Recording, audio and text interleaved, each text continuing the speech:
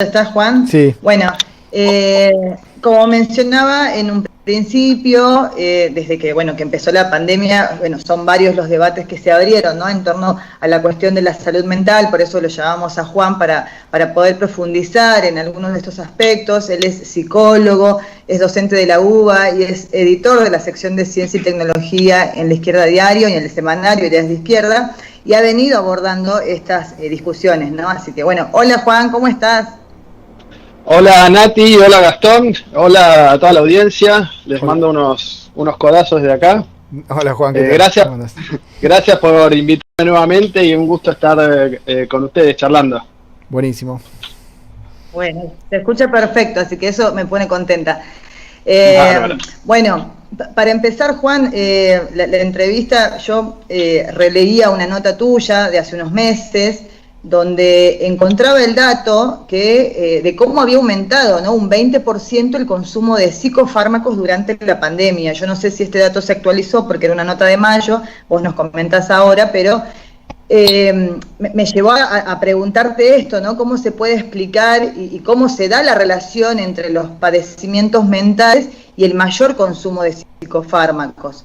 Y si es que la pandemia también ha llevado a consumir nuevas drogas en este sentido.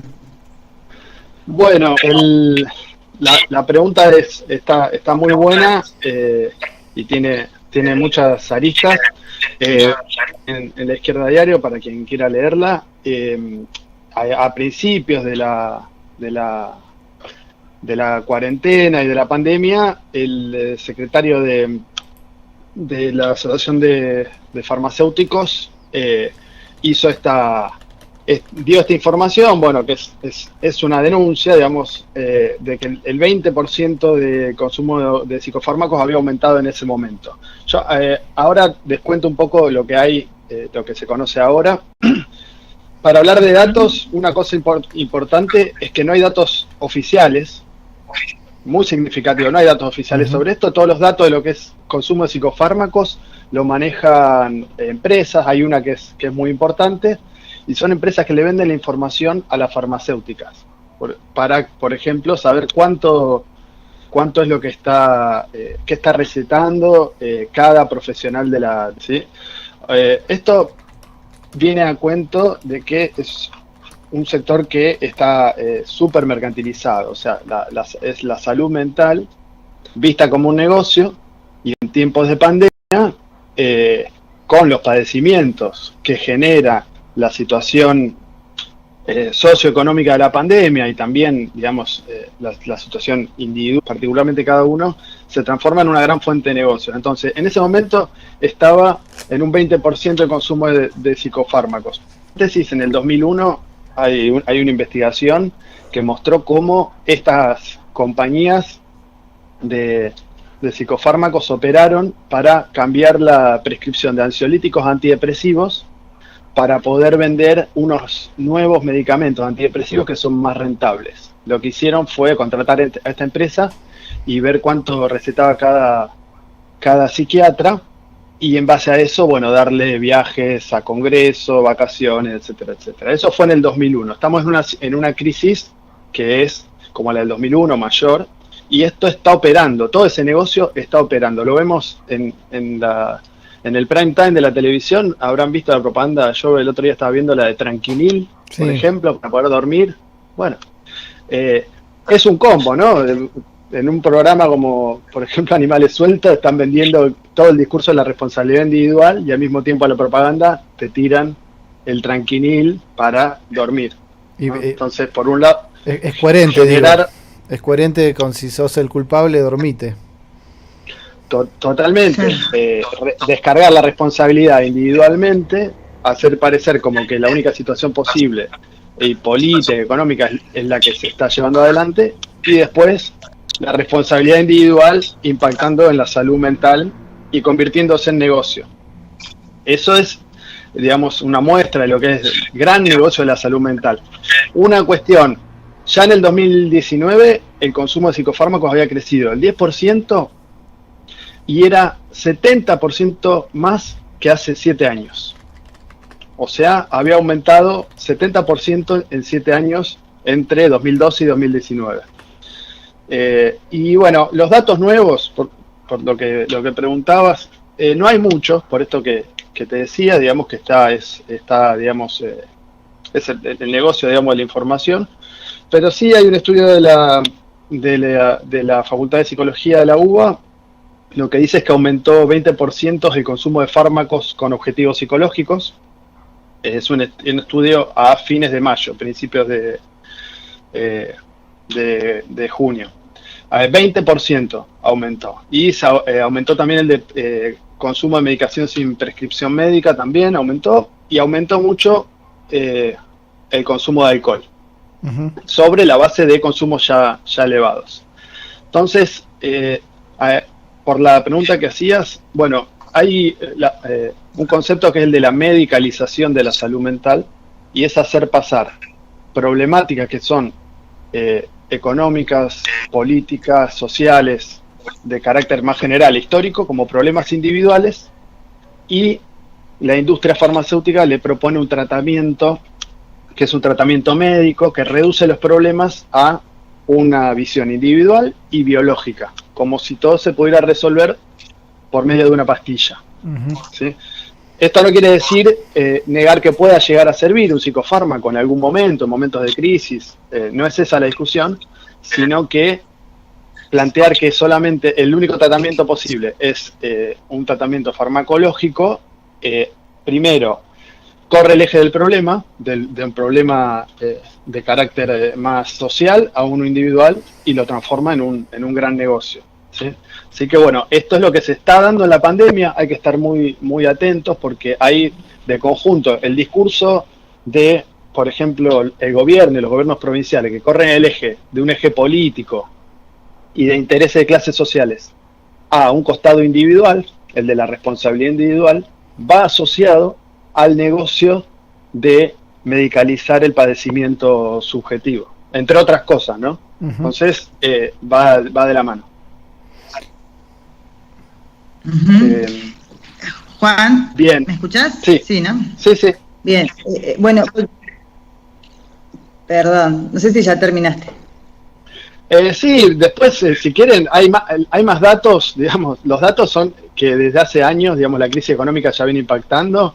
El 70% de las personas encuestadas, por ejemplo, en la Facultad de Psicología, tiene problemas de sueño y utiliza o alcohol o drogas legales o ilegales para poder dormir, mínimo. O sea, el nivel de padecimiento subjetivo es altísimo con la crisis previa, y con la pandemia no hace más que agravarse. La medicalización de todo tiene un objetivo político y social muy fuerte, que es correr el eje de un problema social donde hay sectores que se están enriqueciendo, y a los sectores donde se descarga la crisis, hacerlos quedar y sentir como los responsables y transformarlo en un negocio. Digamos, es un combo tremendo, perverso, y bueno, es importante ponerlo en discusión. Hay sectores que se enriquecen. Ahora, si hay tiempo, charlamos un poco de eso. ¿Puedo meter algo, Nati? Claro, no, Por sí, esto de Juan, sí. No, si hay algún organismo público que tenga encargado de hacer control, y si no lo hay, bueno. No, mirá, hubo una discusión en la facultad, acá se dio en el marco de la Facultad de Psicología de la UBA, entre, digamos, dos sectores, que la Facultad de Psicología de la UBA está manejada por el radicalismo, entonces se ponía el eje en una visión ultraliberal, tipo Thatcher, claro, de que cada uno se cuida solo, y denunciaban los padecimientos subjetivos, pero desde ese ángulo, y pedían abrir los consultorios, etcétera. Desde el lado del kirchnerismo se planteaba que no, que es un problema social, pero al mismo tiempo se naturalizaba el padecimiento subjetivo. Entonces se decía, bueno, es una pandemia, obvio que todos nos vamos a sentir peor y todo, sin plantear el problema político, que significa que en la pandemia la crisis económica está recayendo sobre los trabajadores, sobre los que tienen miedo a perder el empleo, que ven deterioradas las condiciones económicas, incluso los trabajadores que son considerados esenciales, que son cada vez más, con el riesgo de contagio. y los trabajadores de la salud, y los intereses de clase que pone en juego el gobierno. ¿Sí? Entonces, en este debate, también lo que quedó en claro es que el gobierno no tiene un relevamiento de la situación en salud mental, eso es cierto. Digamos, se naturaliza y hay un abordaje muy, digamos, muy médico, donde la salud mental no está presente, porque se vería justamente todo esto. Bueno, de hecho, hasta Alberto Fernández en su momento salió a negar, digamos, a naturalizar esta angustia, pero en psicología lo transformaron en un discurso académico. Eso. No hay datos y es un problema y es necesario que se incorpore los equipos de trabajo en salud que tengan recursos para trabajadores de la salud mental que están trabajando, que están cumpliendo tareas muy, muy importantes en todo el país, en hospitales, en el sector público, psicólogas, psicólogos, trabajadores sociales, psiquiatras, neurólogas, pero que están, digamos, como el resto de trabajadores de la salud, sin recursos y sin una política centralizada. Así que esa es la situación, la verdad. Gracias, Juan. Bien. En el programa también nosotros entrevistamos a Guillermo Folguera, voz filósofo, y nos hablaba, ¿no?, de cómo se propiciaba un escenario apto para la propagación del virus, cómo el modelo productivo del agronegocio, la contaminación del aire, del agua, el hacinamiento y la malnutrición, ¿no?, ligada íntimamente a la pobreza, la superexplotación de los cuerpos, de los territorios, y es sobre esa condición, ¿no?, en la que opera el negocio farmacéutico. Una lógica, ¿no?, de capitalista, y no sé qué opinás de eso y de la mercantilización de la salud. También veo que en tus notas y demás y artículos abordás, ¿no?, la cuestión del rol de la ciencia y la mercantilización de la salud. Esto, si me puedes explicar. Sí. Primero, bueno, a nuestros oyentes que quieran ver un poco más en la sección de ciencia y tecnología, yo actualmente soy editor de la sección, ahí tratamos varios de estos temas. Y sí, está muy ligado, digamos, lo que liga tanto, por ejemplo, lo que es el problema de salud mental, el problema de la salud en general y el problema ecológico, es un sistema social capitalista que transforma todo en mercancía. Entonces, y transformar todo en mercancía significa al mismo tiempo transformarlo en una cosa, donde lo que son relaciones sociales se transforman en cosas, y por eso esas cosas pueden ser seres biológicos y la salud mental entendida como un problema meramente biológico.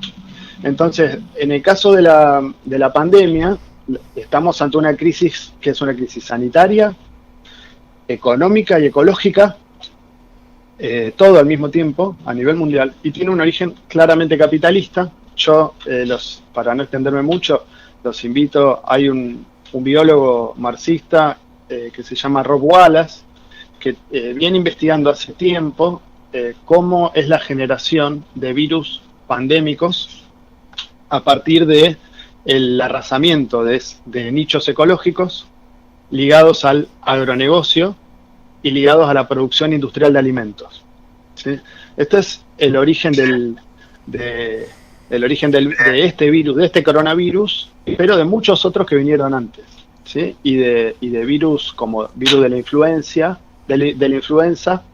ligados a la generación industrial de alimentos, por ejemplo, porcina. Bueno, esta crisis, digamos, de arrasamiento ecológico, la generación de virus y los impactos económicos implican al mismo tiempo que grandes sectores de la población, por ejemplo, tienen que emigrar a las grandes ciudades y vivir en condiciones de hacinamiento, y vivir en condiciones de precarización laboral, y vivir en condiciones de contaminación constante. Bueno, esto se da en todo el mundo. El fenómeno en los últimos 30 años fue que grandes poblaciones, por ejemplo en China, avanzó la frontera agropecuaria y fueron desplazados del campo a la ciudad, transformándose en la mano de obra barata, digamos, del gran mercado chino. Pero en Argentina también, digamos, con todo el avance de la frontera sojera, grandes sectores vinieron a todo lo que es el primero, segundo y tercer gran cordón del AMBA, que hoy es el epicentro del del virus. Sectores que viven hacinados en condiciones terribles, de villa miseria, con todo tipo de carencia. Bueno, eso es un producto directo del extractivismo minero, del extractivismo sojero en Argentina y de otros tipos de extractivismo. Entonces tenés por un lado la generación de los patógenos, la destrucción ambiental, y por el otro lado la generación de poblaciones que viven en condiciones terribles, susceptibles a enfermarse. Tenés el combo que te produce la enfermedad, y después tenés el otro sector en el que se enriquece, toda la industria farmacéutica. En este punto hay algo que es medio simbólico en Argentina, que es la figura de Hugo Sigman, Sí. uno de los empresarios más cercanos al gobierno. Hugo Sigman tiene negocios en cada uno de los sectores de lo que es el circuito capitalista generador de la pandemia. ¿Sí? Por ejemplo, tiene negocios en la industria ganadera, tiene una cabaña, tiene grandes campos en la Patagonia, tiene negocios en la industria de la soja, es accionista de Bioceres, que hizo una soja transgénica resistente a la sequía, también accionista de Biogénesis Vagó, que ahora está impulsando, junto con el gobierno chino, crear megagranjas de producción porcina con potencial pandémico, o sea, esa virus de la influenza que se genera en esa forma de producción, importarlo y externalizarlo de China a Argentina. Bueno, Hugo Sigman es el sector burgués que está detrás de ese negocio, pero al mismo tiempo el fuerte de Hugo Sigman es el negocio farmacéutico. ¿Sí? Es el dueño de Elea y produce todo tipo de farmacéutica. Y por ejemplo, ahora también se está discutiendo la vacuna, y en 2009, con la gripe A, Hugo Sigman, junto con el gobierno de Cristina Kirchner, hizo un gran negocio, que es que junto con el Estado y el gobierno de Cristina Kirchner, hicieron un negocio con Novartis para hacer una planta productora de la vacuna de la gripe A en Argentina. Por 5 años esa planta la instaló Novartis, el Estado le compró toda la producción de vacunas, pero después se fue Novartis y toda esa inversión quedó en manos de Hugo Sigman. Con eso después se expandió por todo el mundo, ¿sí?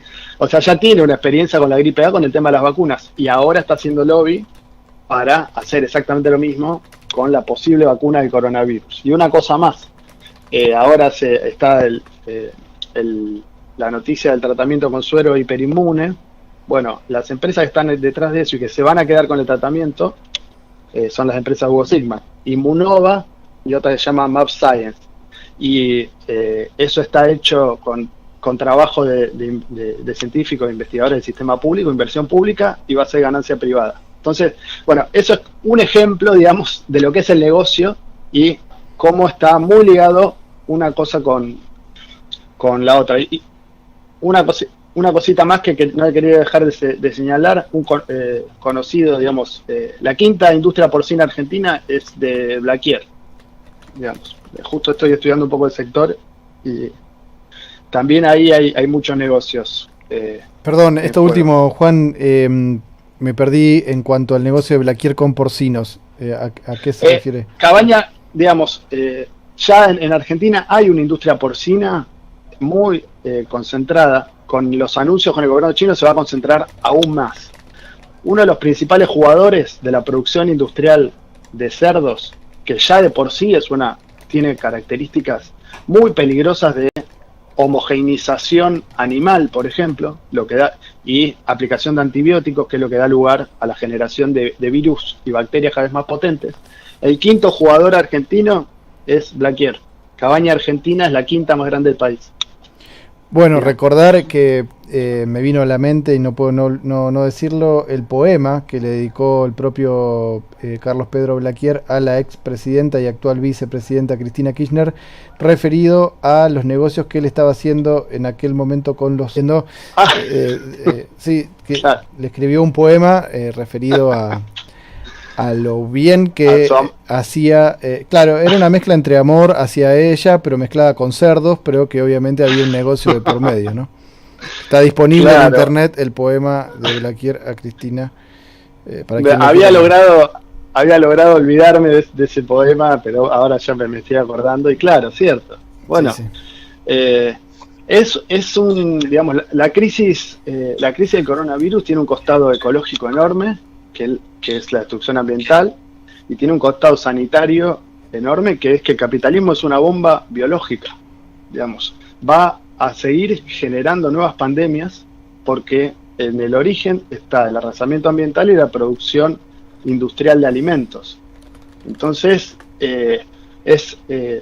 y a su vez, digamos, y el negocio de la salud, porque ahora vemos la carrera por las vacunas y es un gran negocio, y es el mismo que el que es aplicado a la salud mental. Y bueno, Hugo Sigman es, si se quiere, simboliza todo esto. ¿Sí? Tiene negocios en cada uno de los sectores y está impulsando. Bueno, en Argentina hay quienes pierden, los sectores populares, los trabajadores están perdiendo, pero hay sectores que están ganando mucho y están viendo posibles negocios. Uno es el de la producción industrial porcina, que eso va a convertir a Argentina en un reservorio de nuevas pandemias. Es un gran problema.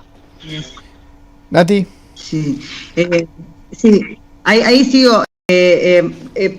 Sabés que hace unos días nosotros veíamos una noticia acá en la provincia muy triste realmente, que también me motivó, ¿no?, a hacer la entrevista y a querer profundizar sobre el tema, el suicidio de un obrero del ingenio La Esperanza, que en espera del resultado por el test, ¿no?, se había testeado por COVID, en la espera se suicidó. Que si bien se entiende que es una decisión personal, pero como venís explicando, no se puede abstraer de todo un conjunto de elementos sociales y de condiciones de vida. No obstante, acá los gobiernos ponen el acento, ¿no?, y lo que vos decías también, en la responsabilidad individual al momento de justificar los contagios, y ponen la culpa siempre en el otro. Esta actitud refuerza problemáticas de la salud mental en la población, y después a qué sectores sociales afecta más, ¿no? Bueno, sí, para contestar rápido, sí, totalmente. O sea, el problema de la pandemia, los orígenes son, ya como vimos, son económicos, sociales, políticos, y el tratamiento que se dé epidemiológico tiene que ser un tratamiento que parta de una buena y correcta y científica, si se quiere, evaluación de los orígenes. O sea, la política epidemiológica no puede ser una que haga de cuenta que esto es un problema que se da en el aire y que no hay clases sociales, algunas que se enriquecen y otras que se empobrecen, y que no hay intereses sociales en juego. Lo que está haciendo el gobierno es tratar a toda costa de no tocar los intereses de los grandes empresarios, de los grandes millonarios de Argentina, y por eso se niega a aplicar un impuesto a las grandes fortunas, por eso no unifica el sistema público y privado de salud, por eso no declara de utilidad pública los laboratorios, y eso recae por eso, por ejemplo, permite que avancen despidos y suspensiones. Eso genera, por un lado, una enorme angustia y padecimientos y empobrecimiento de todo tipo en la clase obrera, pero por otro lado, una perversidad que es, con un discurso de responsabilidad individual, hacer recaer la culpabilidad del avance de la pandemia sobre el conjunto de los trabajadores, sectores populares, y especialmente en quienes son declarados esenciales, tienen que ir a trabajar en condiciones de contagio y de peligro, exponiendo a sus familias, y sin que existan ni los protocolos necesarios, ni los recursos sanitarios apropiados, ni, por ejemplo, algo básico para enfrentar una pandemia, que es el testeo. ¿Sí? Entonces, el gobierno pone plata para hacer test, como decíamos antes. Ya en Argentina hay 3 test moleculares desarrollados por empresas con subsidio del gobierno. 3. Ninguno de esos se declararon de utilidad pública. Y la tasa de positividad del testeo está en más de 40%. Es óptica clasista, en el mal sentido del gobierno, de fomentar el negocio privado y privilegiar eso por sobre la salud. En el caso del testeo es clarísimo. Sería necesario, como lo venimos denunciando del Frente de Izquierda, que haya una estrategia de rastreo, testeo y aislamiento de todos los casos sospechosos, y que haya un testeo, digamos, acorde. Y bueno, eso no se hace. Al mismo tiempo se declara esencial sectores que no son que de esencial no tiene mucho, solamente para los negocios, como por ejemplo en Jujuy fue clarísimo, los mineros de litio, por ejemplo, y trabajadores de los ingenios, digamos, y al mismo tiempo el gobernador Morales culpando a 2 personas que cruzaron supuestamente a buscar coca. No, es un problema de clase y es los negocios empresarios y el gobierno favoreciéndolos y al mismo tiempo negándose a tocar otros intereses, lo cual convierten a todo de conjunto en lo que Engels llamaba un crimen social. Es una situación que podría evitarse. Podríamos tener recursos para enfrentar la pandemia, pero si afectamos los intereses de los grandes sectores empresarios y millonarios. A nivel mundial es igual, exactamente igual. El tema del suicidio está muy, muy ligado a las condiciones socioeconómicas y en general tiende a aumentar cuando hay mayores condiciones peores, salvo que haya movimientos políticos que los enfrenten. Ahí se observa algo que es que disminuye, ¿sí? En algunos casos. Pero bueno, estas noticias son terribles, pero muestran esto, ¿sí? Al individualizar el problema y aplicar políticas. Sí, y estas políticas, bueno, tenemos, sí. Perdón. No, para ir cerrando porque ya nos quedamos sin tiempo, no quería dejar de hacerte la última pregunta, que por ahí también va en este sentido, que hace unas semanas veía una charla, ¿no?, tuya que diste con Enrique Carpintero, que es psicoanalista, y hablabas, ¿no?, sobre la subjetividad y cómo esta es configurada y reconfigurada en determinados procesos históricos. Como por ejemplo, vos mencionabas el pensamiento posmoderno y que desde los sectores académicos llegó a convertirse en un sentido común social que generó esto, ¿no?, un gran vacío existencial, llegó a convertirse en un sentido común donde no se pensaba en proyectos emancipatorios, colectivos, revolucionarios, de cambios profundos y demás. ¿Considerás que este momento histórico es también un momento de disputa por proyectos de vida? Y hasta qué punto no sigue pesando ese horizonte del sálvese quien pueda. Y estamos con el tiempo justo, perdón. Sí, no, ya discúlpeme por extenderme. Sí, efectivamente, hay una cuestión. A nivel de las explicaciones y las teorías en las ciencias sociales, la perspectiva posmoderna, digamos, anuló la posibilidad de un cambio revolucionario de las condiciones en el pensamiento, anuló esa posibilidad y se dio al mismo tiempo del avance neoliberal en todo el mundo, ¿sí? En el caso de la psicología, el estructuralismo, por ejemplo, en el caso del psicoanálisis, el estructuralismo lacaniano, que niegan el carácter político, social e histórico y con nombre y apellido, niegan la necesidad de una crítica, de una militancia anticapitalista y la posibilidad, y lo que hacen es plantar como horizonte una salida individual. Hay una frase que circuló mucho que tiene que ver con este tema, digamos, de la no posibilidad de transformar, de terminar con el capitalismo, que es que Frederick Jameson, un teórico marxista, decía, bueno, es más fácil imaginar el fin de la humanidad que el fin del capitalismo, ¿no? Como vemos un montón de distopías donde la única opción parece completamente desoladora. Bueno, yo creo que esta crisis, objetivamente, la magnitud que tiene la crisis, está dejando al descubierto para miles de millones de personas los intereses, el papel del capitalismo en la generación de la crisis y los intereses económicos, sociales y políticos, y al mismo tiempo mostrando que hay clases sociales, que hay sectores que se enriquecen obscenamente, como por ejemplo Jeff Bezos de Amazon o Alperini de Argentina, y los que nombré recién, y la mayoría de la población trabajadora y trabajadoras viviendo en condiciones miserables y cada vez más precarizado. Entonces, eso abre una crisis y una posibilidad de un cambio y la necesidad de una estrategia para terminar con esta situación, pero no se resuelve solo. Por eso, digamos, es una oportunidad, digamos, muy, muy importante para plantearlo de esta manera y para plantear la necesidad de organizarnos también y organizarnos como trabajadores, trabajadoras y construir la organización y un partido a la altura de las circunstancias con un programa anticapitalista y socialista por un gobierno de los trabajadores para no seguir pagando nosotros la crisis. Así que, bueno, discúlpeme la extensión y bueno, muchas gracias por la por el espacio, espero que haya sido claro y seguimos en contacto. Una sola cosita más, el viernes vamos a presentar un nuevo libro de Ediciones IPS, lo vamos a hacer en el marco de la Feria del Libro, junto con Guillermo Folgueira, Matías Blaustein y Santiago Benítez, que trata sobre todos estos temas, así que están todas y todos invitados. ¿A qué hora es, Juan, perdón? Esto va a ser a las 7 de la tarde, y después les pasamos, digamos, el link, así lo pueden difundir. Es un nuevo libro de la colección Ciencia y Marxismo de Ediciones IPS, justamente alrededor de todos estos temas de los que hablamos ahora. Buenísimo. Quiero decir que lo primero que editaron me pareció genial, donde era el libro de dos biólogos. Sí, Steven y Hilary Rose. Exactamente, muy recomendado para ver todo este tema de los negocios que se hacen con la salud mental y los laboratorios. Me pareció genial, así que recomiendo esta convocatoria que hace Juan, verla este viernes. Bueno, Juan, bueno, gracias. Te agradecemos mucho la participación en Pateando el Tablero. Bueno, muchas gracias Gastón, gracias Natalia y toda la audiencia, y espero... Dale, un abrazo.